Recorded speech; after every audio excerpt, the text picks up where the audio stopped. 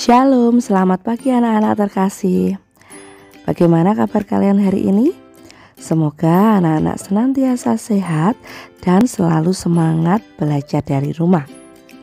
Hari ini kita masih belajar tema 3 subtema 1, memasuki pembelajaran 5 dan yang ke-6. Pada pembelajaran hari ini kita akan mempelajari tentang sistem pencernaan pada manusia. Nah, manusia ini memiliki organ pencernaan loh. Organ pencernaan manusia secara urut dimulai dari mulut. Setelah dari mulut akan dilanjutkan dalam kerongkongan. Kemudian makanan akan menuju ke dalam lambung. Dari lambung makanan akan menuju ke dalam usus halus. Kemudian ke dalam usus besar dan diakhiri di dalam anus. Organ yang pertama adalah mulut. Di dalam mulut kita ternyata berlangsung dua jenis pencernaan. Yang pertama adalah pencernaan mekanik yang dilakukan oleh gigi dan lidah dengan cara pengunyahan. Yang kedua adalah pencernaan kimiawi yang dilakukan oleh enzim-enzim yang dihasilkan oleh kelenjar ludah kita. Di dalam mulut kita terdapat beberapa organ. Di antaranya ada lidah, kelenjar ludah, dan juga gigi. Kita mulai dari lidah. Lidah ternyata memiliki fungsi, di antaranya untuk menempatkan makanan, membantu menelan makanan, dan sebagai indera pengecap atau membedakan rasa. Nah, untuk mendukung fungsi lidah dalam mengenali rasa, pada lidah kita terdapat bintil-bintil lidah yang disebut papila. Di dalam papila ini terdapat sel-sel untuk mengecap rasa melalui makanan yang kita makan. Selanjutnya adalah kelenjar ludah. Kelenjar ludah ini merupakan kelenjar yang menghasilkan air liur atau saliva. Air liur kita dalam pencernaan berfungsi untuk memudahkan dalam menelan makanan dengan cara membasahi dan melumasi makanan yang kita makan. Di dalam ludah mengandung enzim yang disebut enzim petialin. Enzim petialin ini berperan mengubah karbohidrat atau zat amilum menjadi maltose atau gula sederhana. Selanjutnya ada gigi. Gigi manusia itu ada 3 macam. Ada gigi seri, gigi taring, dan gigi geraham. Gigi seri berfungsi untuk memotong makanan. Gigi taring berfungsi untuk mengoyak makanan. Dan gigi geraham berfungsi untuk menghaluskan atau mengunyah makanan. Organ pencernaan yang kedua adalah kerongkongan. Setelah dari mulut, makanan akan melalui kerongkongan. Nah, di dalam kerongkongan ini terjadi gerak peristaltik, yaitu gerak meremas dan mendorong makanan dari kerongkongan menuju ke dalam lambung. Setelah dari kerongkongan, makanan akan menuju ke dalam lambung. Selama di dalam lambung, makanan akan diproses secara kimiawi, yaitu menggunakan enzim-enzim pencernaan. Di antaranya ada enzim renin, enzim pepsin, asam klorida, dan enzim lipase. Yang pertama adalah enzim renin.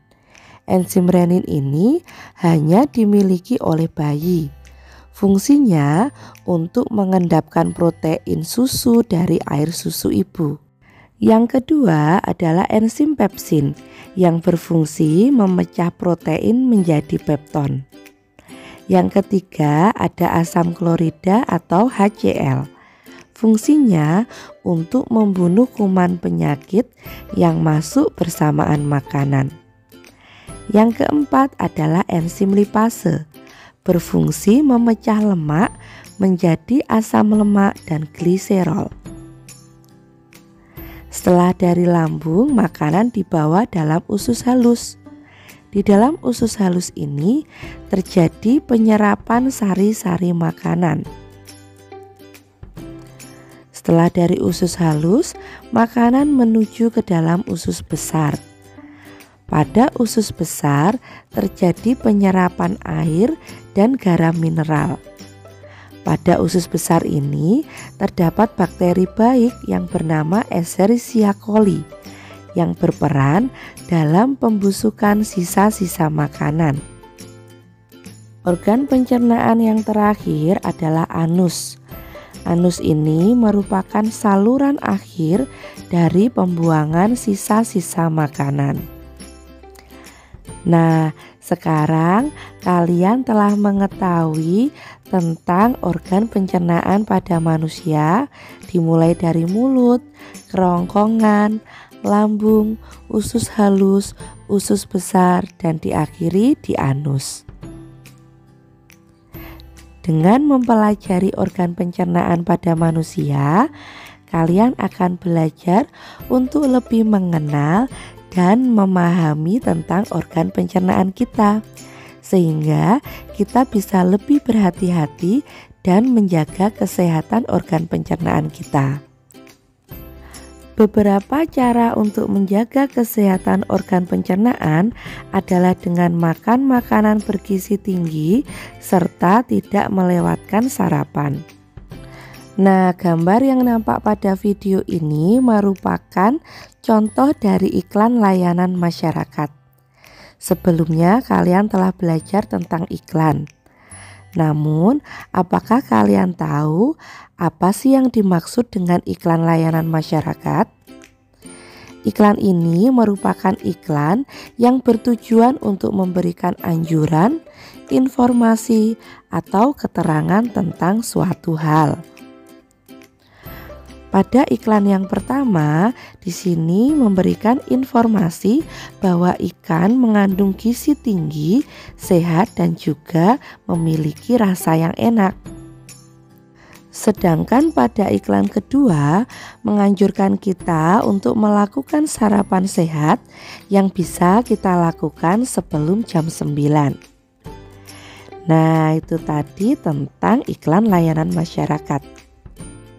Pada pembelajaran hari ini, kita juga akan mempelajari muatan SPDP, yaitu tentang alat musik.